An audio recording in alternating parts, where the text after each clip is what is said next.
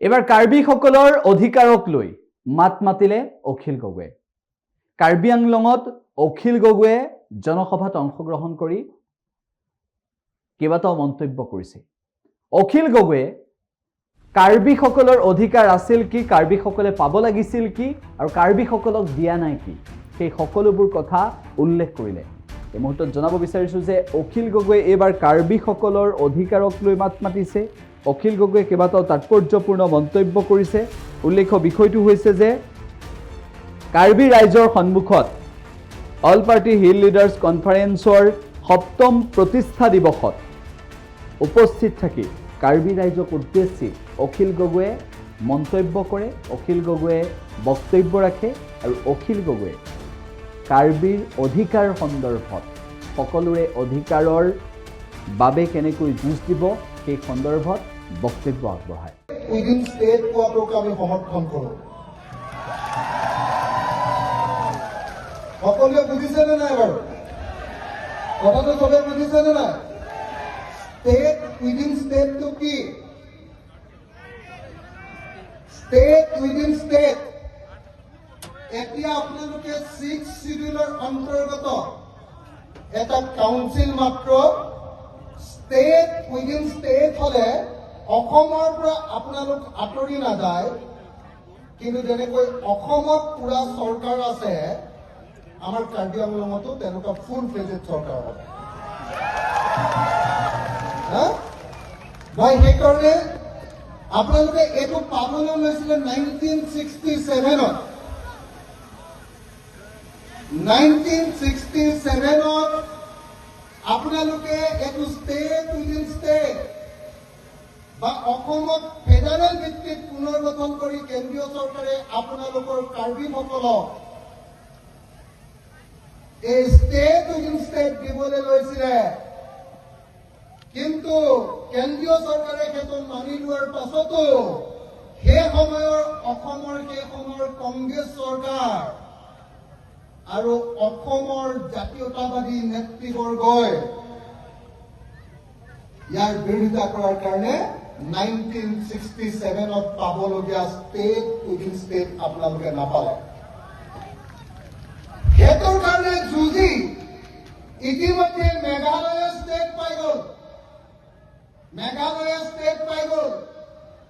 1967ত কাৰ্বি আংলং আৰু উত্তৰ কাছাৰক মেঘালয়ৰ লগতে খাচিয়া আৰু গাৰো হিলছৰ লগতে একেলগতে ৰাখিছিলে। আপোনালোকেও ষ্টেট পাবৰ কাৰণে তেতিয়া গৈ আছিলে, কিন্তু কবলৈ বেয়া, যুগে যুগে দেখা গৈছে যে কাৰ্বিসকলে তেওঁলোকৰ অধিকাৰ পাওঁ অৱস্থাত আকৌ নোপোৱা হৈ যায়। কেলে? তাৰ কাৰণটো হ'ল আপোনালোকৰ বহু নেতাৰ 2 নম্বৰী ৰাজনীতি। মই সেইকাৰণে আপোনালোকক ক'ব খুজিছো, আপোনালোকে 244A কোৱাটো মোৰ বাহিৰে চাগে অসমীয়া মানুহে ছাপৰ্টে নিদিব, ক'ব যে এইটো কেলে কৈছো বুলি ক'ব। কিন্তু মই কওঁ যে আপোনালোকে 244A পাব লাগে।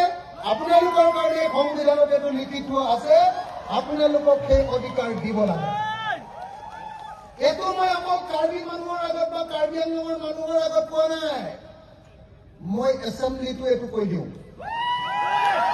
গুৱাহাটীতো কৈ দিওঁ, শিৱসাগৰতো কৈ দিওঁ যে আমাৰ ইণ্ডিজিনিয়াছ ট্ৰাইবেল মানুহ কাৰ্বিসকলৰ লগত ডিমাছাসকল আৰু আজি নাগা মানুহ বহুত আহিছে, ইয়াতে নাগা মানুহ আহিছে, লোঠাও আহিছে আৰু লেংমাও আহিছে, হয়নে নহয়? আদিবাসী লোক আহিছে। মই সকলোকে কৈছো যে কাৰ্বি আংলঙত 244A দিয়াটো মই সমৰ্থন কৰো। এখন স্পষ্টকে সকলোৱে কৈ দিব পাৰে। মোক কাইলৈ ক'ব যে ই ভিলেই, ই কাৰ্বি বিলাকক স্বায়ত্ব শাসন দিবলৈ যায়, এনেকে ক'ব ই, মোক গালি দিব। কিন্তু মই একদম দৃঢ়তাৰে আপোনালোকৰ সন্মুখত কৈ গৈছো যে 244A মই ছাপোৰ্ট কৰো। আৰু সেইকাৰণে আপোনালোকে নো অট'নমাছ ষ্টেট নো ৰেষ্ট বুলি যেতিয়া শ্লোগান দিয়ে তেতিয়া ময়ো একেলগতে আপোনালোকৰ হাতৰ মুঠি ওপৰলৈ তুলি একেলগতে কওঁ যে নো অট'নমাছ ষ্টেট নো ৰেষ্ট। দেই এইটো একদম স্পষ্টকে কৈছো, অসমত আৰু কোনো মানুহে ইমান স্পষ্টকে এইটো কথা ক'ব নোৱাৰে। মই খাটাংকে আপোনালোকক ক'ব পাৰো। হা, মই কিন্তু আপোনালোকক এইটো ছাপোৰ্ট দিওঁ, আৰু কোনোবাই মোক ভাল পালে বেয়া পালেও মই ফেডাৰেলিজমত বিশ্বাস কৰো। ফেডাৰেলিজমত মই বিশ্বাস কৰো। ক্ষমতা দিল্লীৰ হাতত নহয়, দিছপুৰৰ হাতত নহয়, জনতাৰ হাতলৈ আহিব লাগে, এইটোত বিশ্বাস কৰো। আৰু সেইকাৰণে মই কাৰ্বিসকলৰ 244A ছাপোৰ্ট কৰো। এইটো ক্লিয়াৰিফাই সকলোকে কৰি দিছো দেই। ডিমাছাসকলৰ ক্ষেত্ৰতো একেই ছাপোৰ্ট কৰো। কিন্তু এটা কথা মনত ৰাখিব, কোনো ৰাজ্য, কোনো জিলা বা কোনো কেন্দ্ৰীয় শাসিত অঞ্চলত অকল এটা জাতি বসবাস নকৰে। কাৰ্বি আংলঙতো অকল কাৰ্বি মানুহে বসবাস নকৰে।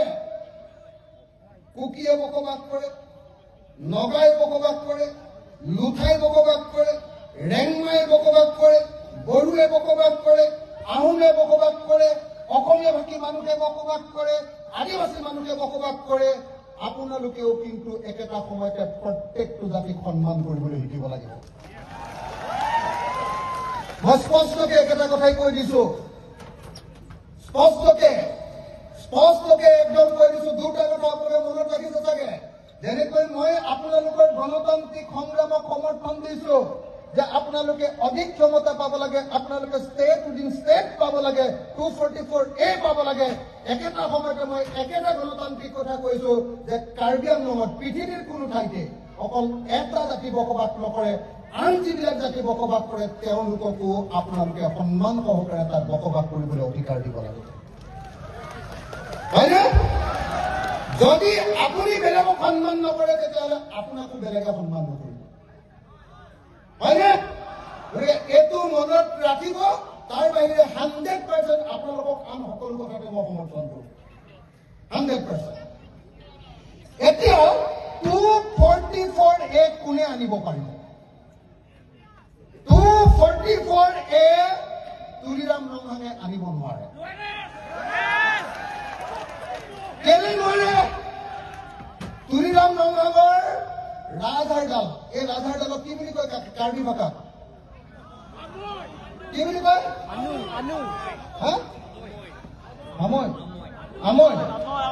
এই আমৈটো, তুলিৰামৰ এই আমৈটো এনেকা বেকা। যিকোনো খবৰৰ বাবে যোগাযোগ কৰক 7099017330 লগতে 7099017110 নম্বৰত।